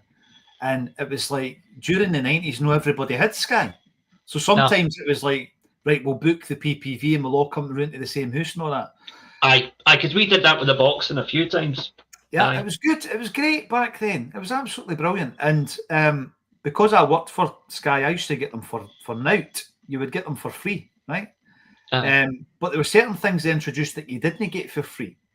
And obviously I would never have purchased them anyway, Liam, but there is a point to this story because... yes, I see where you're going with this, right? There were certain PPVs that were, let's just say, a bit naughty, right? And I don't care saying this now because they don't employ me now, so I can say it. But I used to look at like footballers' accounts and stuff, right? And there's a player on this park right now who was partial to a $4.99 PPV on a Friday night, right, or a Sunday night. And I'm trying to remember what it was called. What was it called? It was Triple X TV or something, right? I can't remember. Oh dear! But it was something like that. So I'm going to tell you, he's wearing the blue in this particular game. It's not a Celtic player. The Celtic players were all very, you know, they maybe watched a PPV movie now and again, but not of the blue persuasion. So there's a player on this park right now playing for Rangers who loved a wee PPV movie. Can you guess who it? Can you guess who it might have been? I'm sorry, I'm letting the cat out of the bag. I don't the fact that Ian Durant isn't on the park has already taken away my biggest guess. So, go on. They're making a double substitution, and I think it's Tony Wiedmar. He's just blessed himself, which is phenomenal. Yeah. Alberts is coming off, and Jury is coming on. Kanchelskis is coming off as well. He's shouting, "Come on, you're 4-1 down, Gordon." Fellow Pfeiffer, Gordon Jury. Tony Wiedmar comes on. Right. You know, Kanchelskis, funny thing about him, right? Quick diversion. You know, he's persona non grata in Ukraine these days. Oh, right. I've not really followed his career since he signed with Rangers. He was one of, I think he was the only, right, when the Soviet football team broke up. Remember they had the CIS for that European Championship where Scotland beat them, right? Yeah, I do. And after that was the last time that a united Soviet team played together. After that, it was the 14 constituent countries. He was the only Ukrainian-born player that chose to keep playing for Russia. Right, okay. So that did not go down well with quite a few people in Ukraine, as I'm sure you can imagine, even in the 90s before things were as tense as they are now. He was up because every player was offered the chance because Russia was like the official successor to the Soviet team. So it was like you can either keep playing for Russia or you can play for your home country. It's your choice. Mm-hmm. So all the other Ukrainians chose to go and play for Ukraine, and you know you had other teams, other guys playing for like Lithuania, Armenia, all these other countries that suddenly had a football team. But no, Kanchelskis was like, "No, I'll keep playing for Russia," and it did not go down well. No, him signing for Rangers didn't go doing well for me because I was a big fan. I was a big fan of the player. And then he signs for them and you think, right, you're done. But, so you've not, it wasn't Kinchelskis who was a fan of the naughty TV channels. It was Sergio Perini. Sorry, Serge. Sorry to drop you in it. I'd heard a rumour. I'm not going to say anything here that's untoward, but I'd heard that there was a certain. He played a certain role in Marco Negri leaving Rangers. Oh yeah, I heard that. Which might explain his need for pay-per-views. Yeah, I heard all that. Yes. Yes. So they had the Italian contingent was Negri, Perini, Amoruso. They had a few others, didn't they? Gattuso would have been a year or two after that, I know, wouldn't they? That's right. They got him in as a youngster. If you say, right, okay, one of these guys is going to go on and win a World Cup, Gattuso would have been the last one you would have picked. He was the least skillful footballer of the lot of them, but hard as nails. And as well as that, just one of the wee determined players that was determined to maximise their career. Different type of player, but Lambert was like that at Celtic. He maximises football career versus the ability, if you like. I remember, Lambert is in the 1987 team line for, the team group for St Mirren that went on to win the Scottish Cup. And obviously, when you look at some of the guys in the squad, it's Stevie Clark and Frank McGarvey. And I think, when you talk to players, Lambert was one of the guys who was a sponge from a young player. Liam, he was just willing to learn. He wanted to be the best he could be. But even though that was the case, when we signed him for Celtic and we signed a Champions League winner from Borussia Dortmund for £2.5 million, what a bit of business that was, by the way. That was an incredible bit of business. I see some Dortmund strips in the crowd, by the way, as a result of Lambo. But you said it earlier on. We could not sign that type of player now. We couldn't sign even an Alan Stubbs, because people forget when Stubbsy signed for Celtic, he had he got to the final of the League Cup for Bolton Wanderers. Liverpool beat them, I believe. And two things happened. So he played in the same Bolton team as Jason McAteer and Alan Thompson. And it was a brilliant Bolton side. In fact, they played alongside guys like John McGinley, Andy Walker, Stevie Fulton. I think Owen Coyle went down there as well. Was Mixu Patalainen there for a while as well? That's a great shout. Aye, Mixu went down there as well. I don't remember him playing for them, but I remember it being mentioned in Peter Kay's Phoenix Nights. That's a mention of Mixu Patalainen in the show, because they were all Bolton fans. That's right. That show. That's right. That makes sense. And the first thing that happened was that Blackburn Rovers, you'd already mentioned there, Blackburn were a different Blackburn to what they are now. Colin Hendry playing for Rangers here won the league for Blackburn. They tried to. There was a double swoop. I'm using tabloid jargon here. A double swoop, and I think it was, believe it or not, £9 million, right? And it was Jason McAteer and Alan Stubbs. So Blackburn were going to buy both players from Bolton, and then at the last, and I think they had both agreed, although they hadn't signed. And at the last minute, Liverpool came in for Jason McAteer, and he phoned Stubbsy and said, "Look, Alan, you're going to have to join Blackburn yourself, because McAteer was a mad Liverpool fan." He says, "I can't turn them down. I'm going to sign for Liverpool," and he did. But then Stubbsy was told by Blackburn, because McAteer had done that, even though he had agreed to sign with Blackburn, Blackburn just pulled the deal entirely. So they never signed any of the two of them. So he goes back to Bolton. And it wasn't one of the ones where he's been paraded or worn a strip or anything, but basically the Bolton fans thought he was away. He goes back to Bolton. And then it was Arsenal that came in. And Arsenal, at the time, I'm trying to remember who the manager was. Was it Bruce Rioch, maybe? The Arsenal manager? I would have been him or George Graham. It was around about that time. One of the two. You're never going to look at Sergio Perini the same way, are you? And he tried to sign him for Arsenal. And, Celtic trumped Arsenal for the signing of Alan Stubbs. We just couldn't do that now, could we? No. Champions League winners in Lambert, Arsenal targets and Stubbs. We just could not be at that table, and that's the sad thing. And that is, in a nutshell, the kind of thing I was trying to explain. Although O'Hara didn't want to hear about it in terms of the financial element of Celtic. And the point I'm making there by saying that we had all that money in the bank is that we could join the English League tomorrow and adapt to it. The squad we have right now, Liam, wouldn't do well, obviously, in the English Premiership. But financially, we could join the Premiership and we would be fine with that. We could then, obviously, improve our squad and wages and transfer fees based on the amount of money you get from the broadcasting rights, etc. And my point has always been this. There's no English club could do the same in the Scottish Premiership because every player they've got under contract, they would go bust because of the menial amounts of money we get in comparison when it comes to broadcasting rights. See, that's why I'm on one hand, you do feel a bit kind of resentful when you see teams like Brentford and whatever outbidding you for players, but then you think, I do think that ultimately that's a financial black hole that is eventually going to collapse under its own weight. It's going to happen eventually because people will not keep paying more and more money every year when there's only. I mean, Scotland up until last year was considered a 2-team league. Now possibly a 3-team league, right? England's been basically a 1 or 2-team league for about the last 5 years. Yeah. That's the thing they forget. It's like, I would say it's the best marketed league in the world, but it's definitely not the best football league in the world. Best marketed and richest league. That's the thing.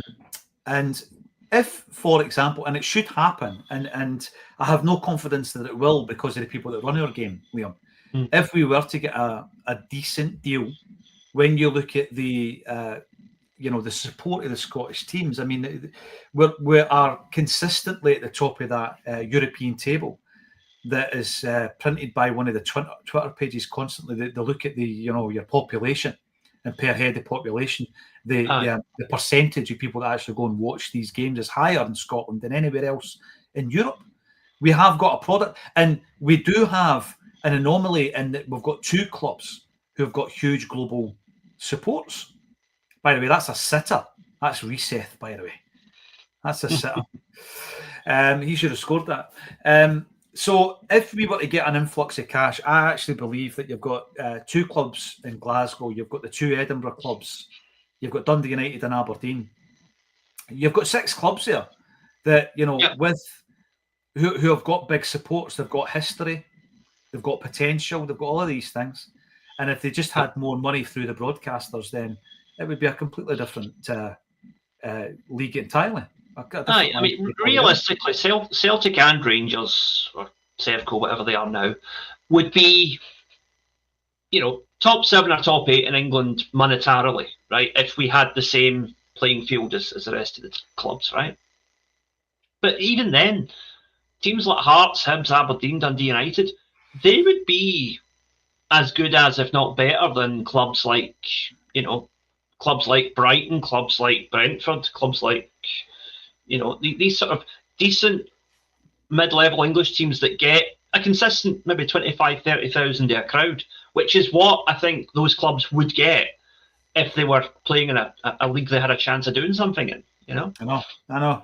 But again, it's just such a nuanced discussion, Liam, that when you've got some guy who has a predisposed hatred of Scottish football. That's why I called him compromised. He's compromised because he's got to slag Scottish football because that's his thing.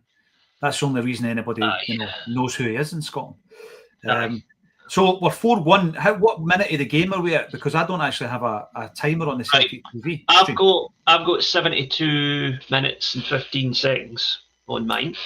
Wow, so this could have actually been even more of a mauling.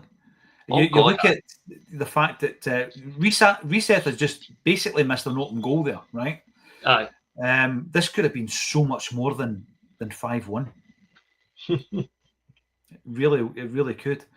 And it's just a shame. About that, something my dad mentioned to me during the recent Glasgow derby was good thing about having Martin O'Neill back in charge, right? And this is not a dig at Brendan Rodgers, but it's just a kind of statement of fact, right? there was a game in Rodgers' first time where we beat Rangers 5-0, but I think we were 4-0 up at half-time. Mm-hmm. And all the fans are, let's get 7, let's get 8, let's make it a record. And Rodgers was like, no, 5-0 is a good result. And after the game, he's like, I didn't know the significance of 7. And I'm like, Martin O'Neill, if he'd have been in charge of that game, would have been like, keep your foot on their throats, boys. Let's get 10 here. I know. I'm like that as well. I'm ruthless when it comes to that. And I think that you've got to be. You've absolutely got to be, because there are other occasions where you can't buy a win, Liam, Yeah. So you've absolutely got to maximise this. I've not checked the comment section as much because I'm having to watch this game.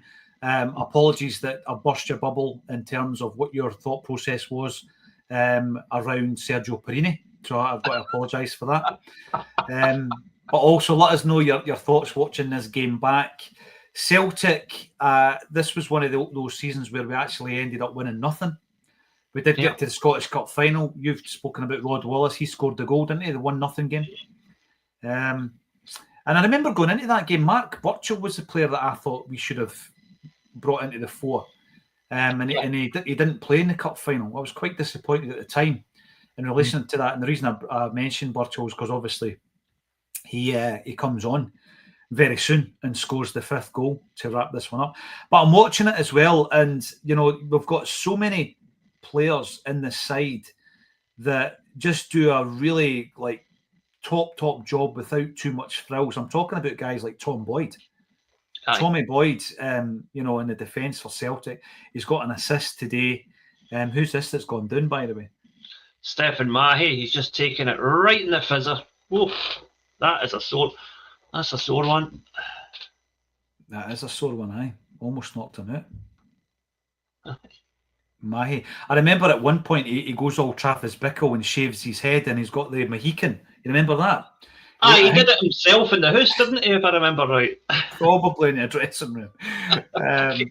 But yeah, I mean, he's one of the guys, I'm going to say it, he is a cult hero for Celtic. Yes. One of the players that he made an impression. And what is a cult hero? We talk about this all the time. Sometimes it's a player who lacks ability, but there's a connection between him and the fan base through maybe their attitude or, their never say die, approach to the game. But it's definitely a relationship that they've got with the fans. Or I would define it as a player that you still talk about 20 or 30 years later. That's Stephen Mahey. There you go. It was exactly. And it's not because he won treble after treble after treble. It's because there was that connection. He had a connection with the fan base. Look at Ferguson. Ian Ferguson. He was just a hammer thrower by this stage of his career, wasn't he? Do you know, I remember, again, Ian Ferguson is what he is, right? And doesn't pretend to be anything else. But I was watching an old Only an Excuse video on YouTube a while ago. And it was one of the live ones. And there's all these different Scottish football personalities in the audience. And they said something that, like, Tony Roper's character said sort of about Ian Ferguson, a good, fine, upstanding Protestant. He went, how do you know he's a Protestant? Went, he looks like one. And it cuts to Ferguson. He's in the crowd laughing. He thought it was great. That was in the days, though, Liam, where you could actually make a joke and people would laugh because it was taken in the spirit. Aye. We're in a world now where you can barely say anything unless you're an Acsom, of course. Well, I can still say things, but I get in trouble for them. Yes, this is a problem. Ferguson has just taken wee Simon Donnelly. Wee Sid's had a decent game here. He's not a player I think of when I think of the 5-1 game. Well, he's had an assist today as well. That's the other thing. Yeah, and for someone who's there's nothing to him, because he put the ball across that Larson dummied for Lubo's first goal. I know, didn't he? That's a good point. Yeah, so that goes down as 2 assists. So you talk about the 5-1 game, you never talk about wee Simon's 2 assists. Be interesting to see who gets the assist for Burchell. Burchell was an absolute speed merchant, wasn't he? Unbelievable ton of pace. Unbelievable ton of pace. And see, there's another one there. Another really decent chance. Reset. I'd need to watch it back because I think he should have left it for Larson. But if it had been 1 each instead of 4-1 at this point, I think Larson would have been quite annoyed there. No, you're right. But guys like Boyd are the unsung heroes of this Celtic side. He just gets about his business, nothing fancy, very, very reliable. And by the way, what a guy he is as well. So he's an ambassadorial kind of figure for Celtic, isn't he? Aye. It's and the thing is about Tom Boyd, it's like you think like he was there through the bad times, and he got to enjoy the good times before he retired as well, which was well earned. There was a lot of other great players for Celtic in the early 90s, great players in a team that wasn't doing very well. But luckily Boyd was around long enough to, Paul McStay, obviously part of the centenary team and whatever, but, he played the last 7 years of his career not winning anything with Celtic, and up until that cup final. And, a guy like that deserves far more. And you had other players like, I don't know, did John Collins win anything before he left Celtic? I don't think he did he? Do you see that Scottish Cup? The one cup against Airdrie? Aye, this is the thing. It's like John Collins is a player as well that we shouldn't let time diminish the memory of just how good he was. He was an unbelievable talent at Celtic. I remember, obviously, we all will, those that were watching Scottish football at the time, he was just a player at Hibs that you thought to yourself, you've got to sign him. I mean, he was class. He scored a great goal against Celtic in a 1-1 draw at Celtic Park one time for Hibs. That was when Hibs had the really, really smart Adidas home strip. It was just minted. In fact, I don't even think it had a sponsor on it. And Collins scores this goal, and you're looking at him going, maybe early 20s, fantastic talent. And I always tell the story that during that period, I was going to primary school in Pennycook because my dad was a pit man and we had to move about and all the rest of it. He was working at Bilston Glen at the time. And it was the end of year, kind of like, what would you call it? The end of year award ceremony, where everybody gets whatever. Student of the year, player of the year, all that stuff. And Collins came to the school to hand out the awards, right? And I'll never forget it because he was at Hibs at the time, but I just loved him as a footballer. And I was too sick to go to the awards and I missed it. So there was honestly, my brother and my two sisters, my mother, and I'm at home. And he wore this at the time. Maybe it was a sponsored thing, but he wore this horrendous shell suit to come to my primary school. It was like pink and white and green. You know what I mean? God. And everybody's getting their pictures taken with JC, and I missed out. And it took me years to finally meet the guy. And it was one of these Acsom live events, and he was absolutely brilliant, Liam. Such a great, down-to-earth guy. Because I think there was maybe this thought process that he was an egotistical guy or whatever, I don't know if it was because of the way he approached the game, because he was just like, no, you know what it would be? It would be the story when he was the manager at Hibs, walking about with his top off. Aye. That's probably where that's come from. But I met him when he was at Livingston, actually. Right. And I can't remember what it was, but my dad still had the staffing agency at that point, and we had like a corporate day out at Livingston. It was Livingston against Dundee or something. It was a nothing game, but just a good, have a piss up and watch some football. And we got like the pre-match tour, and John Collins was in the changing room, and he was giving us all this kind of like talk about his football philosophy, and it was great. I was like, I could sit and listen to this guy for hours. And I remember he had all these motivational quotes up on the walls. And I remember this is like, I don't know, 2005, 2006. This is at a time before this kind of stuff was like in vogue, and he's like, no, players need inspiration, and there it is in print. It was all Muhammad Ali quotes, whatever. And I'm like, that's so ahead of its time, Yep. Again, going back to my pal who played with Celtic at this time, he shared the room one time with Collins.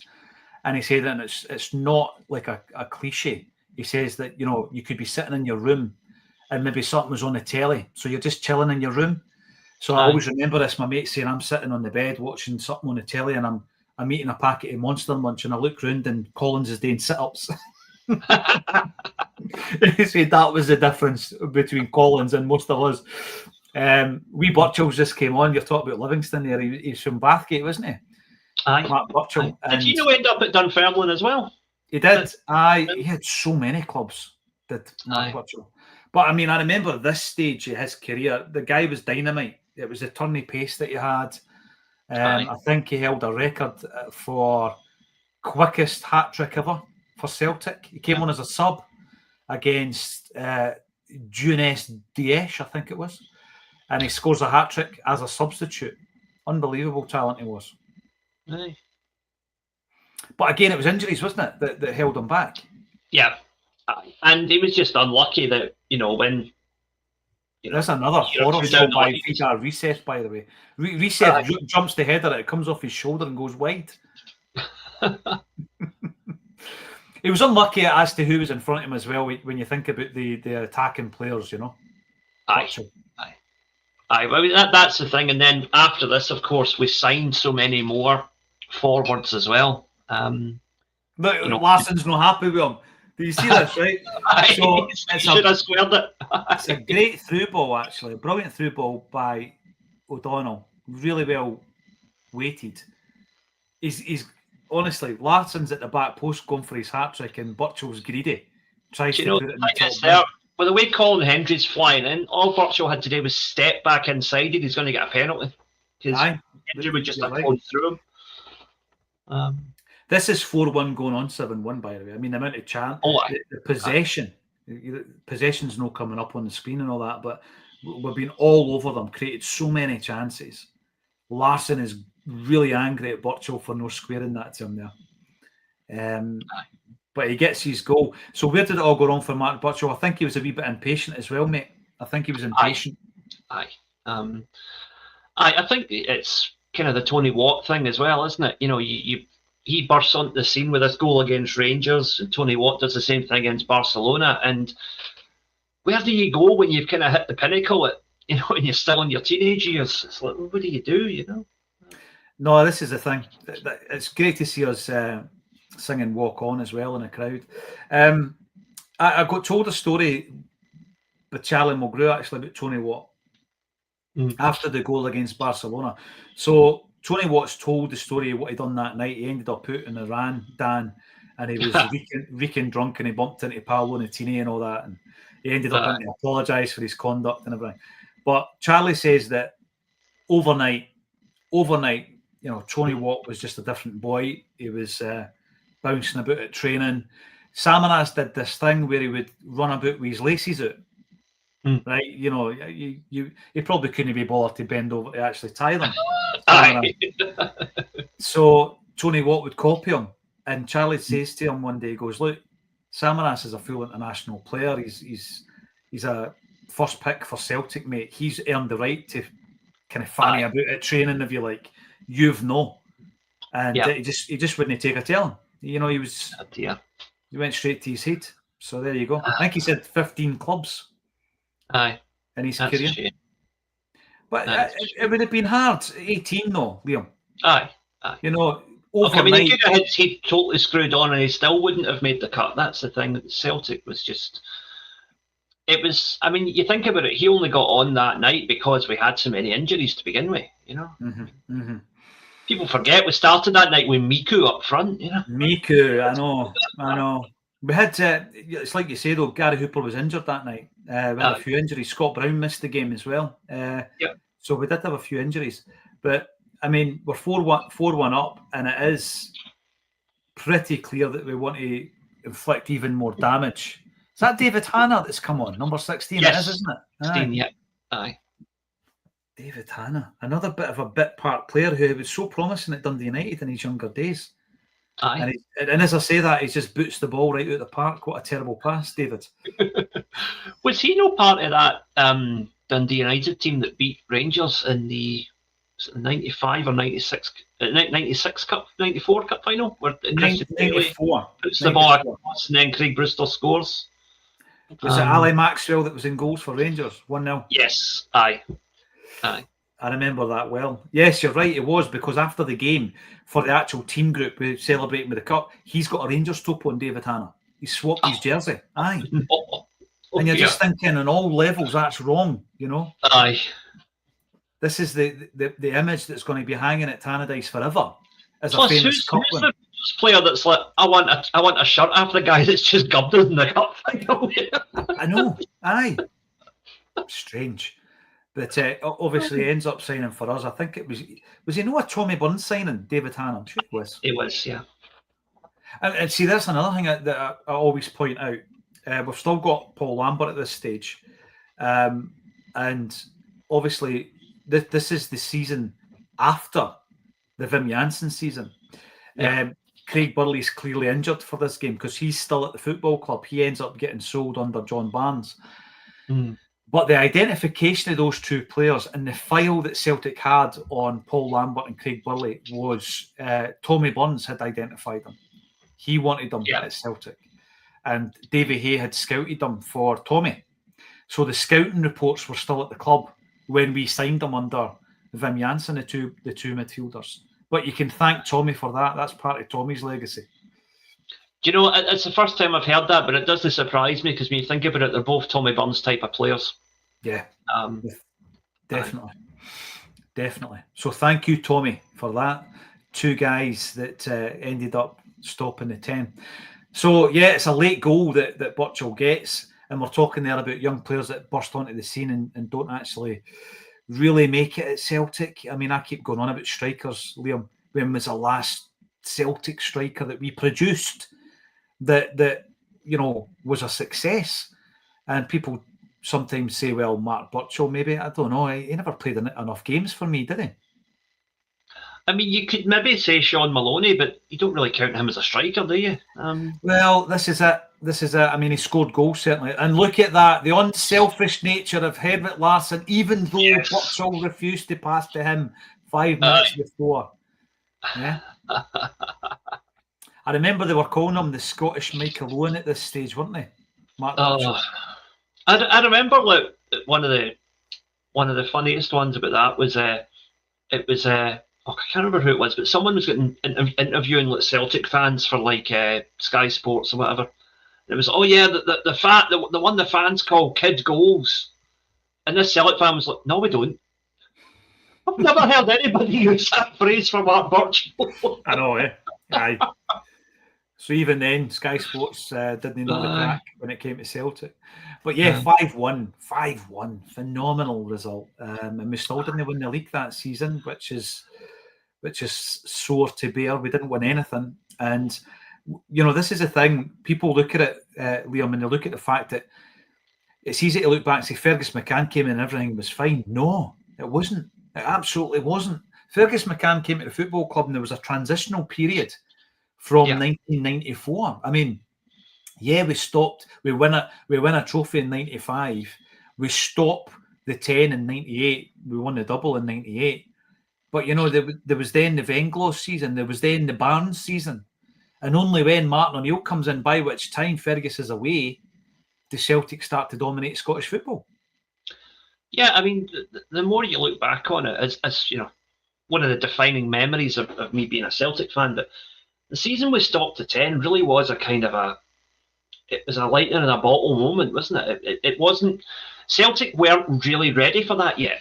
It was another 2 or 3 years, like you said, before we were actually in a position where we could like consistently beat Rangers. No, you're right. I always find it interesting. What a takedown that was by Larsson. Did you see the way he pulled that ball out the air? That was fun. There's so many of these games, Liam, that like that wee moment of absolute class. They're not even going to give you the replay of it, right? No. It's almost like being forgotten to the depths of time because it wasn't a goal or an assist, you know? Yeah. You could go through all these games that were shown live and just pick wee amazing wee moments like that. That was phenomenal. One like that sticks out to me. Again, it's the goalkeeper thing, right? But I was at a game, Martin O'Neill's first season. We beat Hearts, I think it was 6-1. And because I remember Husful Haran scored an absolute beauty for the edge of the box as one of the goals. But Hearts went 1-0 up quite early on. And Anthony Niemi was in goals for them. And he made arguably the best save I've ever seen in a live football match in a stadium. The ball bulleted header, I think it was Larsson. The ball was like behind him and he dived and clawed it out and somehow put it by the post. And I'm like, to this day, I don't know how we got anywhere near it. But like you say, Celtic win 6-1. It wasn't even on Sports Scene that night. No, you just I've never actually seen it again since. It's incredible. It is incredible. There's a lot of these games, actually. The full 90 minutes of these games can be found on Celtic TV. That's where I'm watching this. And we'll do more of this. It was yourself that suggested it, Liam, because obviously you need the Celtic fix during the international break.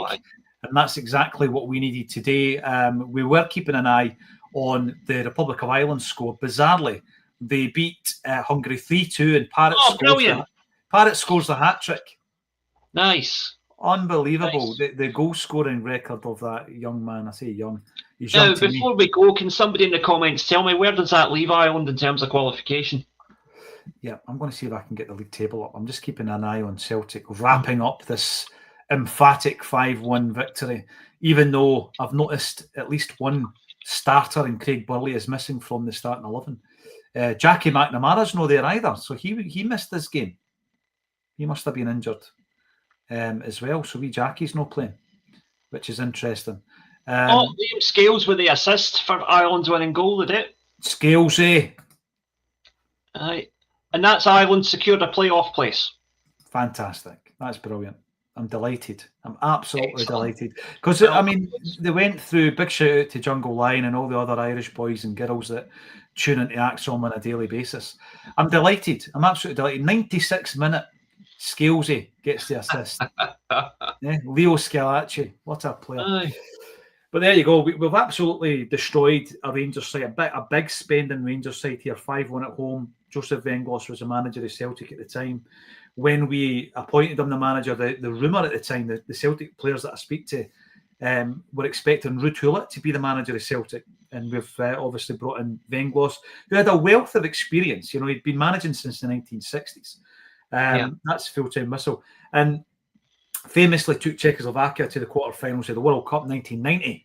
He was also the manager of Sporting Lisbon, where they beat us 2-0 in Europe, and we brought them back to Celtic Park and beat them 5-0 in a famous European night at Celtic Park. Venglos was the Sporting Lisbon manager at that time. I never knew that. There you go. Yeah, aye.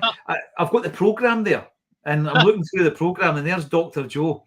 He also spent time at Aston Villa as well, down there before the big money came in through Sky. But he was a guy that whoever you speak to that played under him at Celtic, they speak so highly of him, Liam. Like, he was a gentleman. They've got so much respect for him. Bit of a forward-thinking manager as well, doing a lot of stuff with cold water therapy back then. I know it's in vogue now, but he was doing all that stuff back in the 90s. The thing about that was, for anybody that's looking for something football-related to watch while Celtic aren't on, one of Venglos' inspirations for that was a Dynamo Kiev coach by the name of Valery Lobanovsky.